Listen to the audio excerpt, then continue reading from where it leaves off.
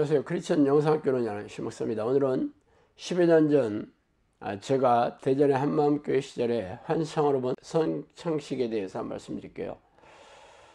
그러니까 제가 10여 년 전에 아직 지금의 사역을 시작하기 전에 대전의 원룸에서 한 두어 가정의 한마음교회를 섬기고 있던 시절인데 성찬식 광경을 환상으로 본 사건에 대해 말씀드릴게요.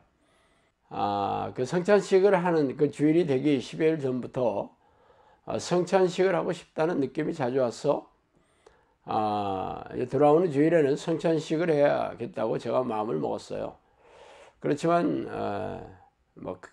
그때까지 교회를 다니면서 성찬식에 특별한 감동을 느낀 적이 별로 없었거든요. 그런데 이상하게 이번에는 성찬식을 참 사모하게 되더라고요. 드디어 주일이 돌아오고 주일 예배가 시작되고 성찬식 순서가 됐습니다.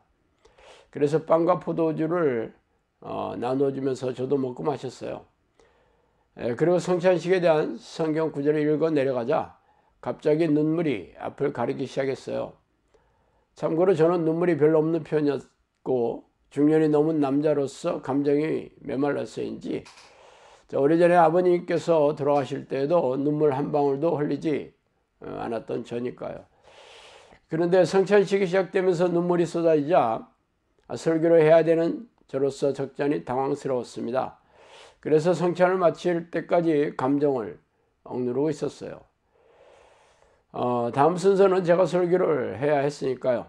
그런데 눈물이 그치지 않고 갑자기 예수님 당시에 12 제자들과 식사하던 광경이 눈에 선하게 떠오르기 시작했습니다.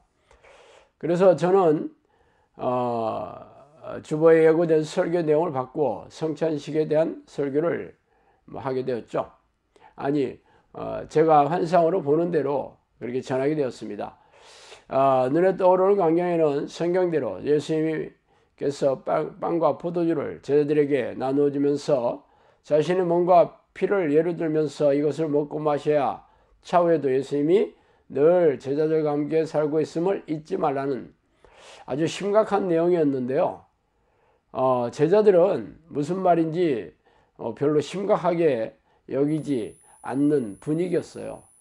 그냥 담담하게 듣는 표정이더라고요. 그리고 장면이 바뀌어서 그 다음 장면은 전혀 상상하지 못한 그런 광경이었어요. 예수님이 부활 승천한 후에 제자들이 복음을 전하다가 박해를 받아 더러는 순교를 당하고 나머지는 살아남은 제자들은 뿔뿔이 흩어져서 사막에 광야에 토굴을 파고 거기서 은가하는 모습이 보였어요. 그런데 그들이 그곳에서 성찬식을 거행하는 모습이 보였습니다. 그런데 그들은 6월절 저녁 시간에 예수님께서 빵과 포도주를 나누어 주시면서 이것이 내 살과 피니 이것을 먹고 마신다면 언제나 너희들 속에 함께 있겠다고 한 말을 쓰을 떠올리면서 그 당시에 예수님을 그리워하며 큰 소리로 울면서 성찬식을 하고 있는 광경이었습니다. 자세히 보니까 그들이 우는 것은 자신의 처지를 한탄해서 우는 것이 아니라 예수님이 자신들을 위해 돌아가셨으며 영원히 자신들과 함께 있다는 것을 잊지 말라고 하신 지극한 사랑 때문에 감격해서 울고 있었던 것이었습니다. 그래서 그들은 뺑 둘러서 손에 손을 잡고 돌면서 덩실덩실 춤을 추면서 기쁨의 눈물을 흘리고 있었던 것이에요. 그 모습을 보니까 저 역시 눈물이 쉬지 않고 흘러내렸습니다.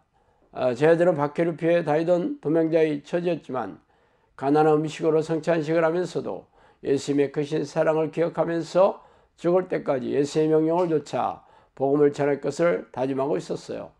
그들 앞에는 가혹한 시련과 박해로 인해 목숨조차 위태로웠지만 한치의 두려움 없이 자신들의 사명을 감당하고자 하는 결연한 눈빛으로 서로를 위로해주고 있었습니다. 그래서 저는 그 설교가 끝날 때까지 그 두 장면의 광경을 환상으로 보면서 눈물을 흘리면서 말씀을 전할 수밖에 없었어요. 성찬식이 이렇게 예수님의 깊은 사랑이 절절히 배인 것이라고는 그전에 전혀 깨닫지 못했습니다. 이 깊은 뜻을 깨닫게 해주신 예수님의 사랑에 감사하며 조금은 민망스럽고 좀 부끄러운 사건이었지만 그 감격을 함께 나누고 싶어서 말씀드립니다. 자, 오늘은 여기까지 이례적인 사역으로 귀신 축출 사역을 포함해서 귀신들의 활동성을 알리는 사역이다. 오래전 평신도 시절에 저는 영적 세계와 귀신의 존재에 대해 호기심이 적지 않게 있었어요. 그러다가 하나님의 부르는 기도를 시작한 지 10년이 지난 어느 날 천사라고 자신의 신분을 밝힌 영이 저를 찾아오는 것을 시작으로 영적 세계에 걷잡을 수 없이 빨려 들어갔죠. 책에서 소개한 25가지의 사건들은 사실 빙산의 일각이에요. 귀신들은 입을 통해서 음성으로 말하기도 하며 누군가가 귀에다 대고 말해주는 것처럼 영음으로 말해주기도 합니다. 또한 사람 안에 잠복하여 뇌를 장악하고 조종하고 모든 신체 기관을 움직일 수도 있어요. 물론 대부분의 귀신들은 자신의 존재를 감쪽같이 속여 숨어서 조종하지만 말이죠. 귀신들이 잠복하여 들어가 있는 정신질환 환자들에게서 귀신을 쫓아내면서 정신질환과 고질병을 취하면서 제 주장을 증명해오고 있습니다. 그동안 저를 찾아온 사람들은 전부 교회를 열심히 다니는 교인들이었으며 그들은 자신이 다니는 교회에서의 문제를 해결할 수 없어 전전긍긍하다가 저를 찾아오느라고 말하더라고요. 성경은 우리가 사는 세상의 왕이 사탄이고 악한 영들이라고 선포하고 있지 않습니까? 그들은 놀라운 위력과 능력으로 죄의 덫을 놓고 유혹해서 죄인으로 만들어 생명과 영혼을 사냥하는 섬뜩한 놈들이라고 밝히고 있습니다. 그래서 예수님은 죄를 부추기고 죄인으로 만드는 이놈들과 피 터지게 싸워 이기는 사람들만이 생명책에 이름이 지어지지 않을 것이라고 말씀하시지 않아요? 그러므로 귀신들의 정체와 공격에 무지한 교인들은 속아서로 잡혀있으며 이 땅을 떠나면 지옥불에 던져질 운명의 셈이죠. 종말의 시간이 가까울수록 악한 영들은 더욱 날뛰면서 교인들에게 불행과 고통을 줘 영혼과 생명을 사냥하고 있는 이때 성령께서도 귀신들에게 고통받고 있는 하나님의 백성들에게 귀신들의 정체와 공격을 알리고 이들과 맞서 싸워 이기는 정형사를 향 가라는 성령의 명령의 일환으로 이 책을 쓰게 되었어요. 그러므로 당신도 이 책을 통해 귀신들의 정체와 공격을 잘 알고 영생을 준비해야 하지 않겠어요. 정신을 바짝 차리고 영적 전쟁을 준비하지 않는 사람들은 죄다 이놈들의 포로가 될 것이라는 것을 명심하기 바랍니다.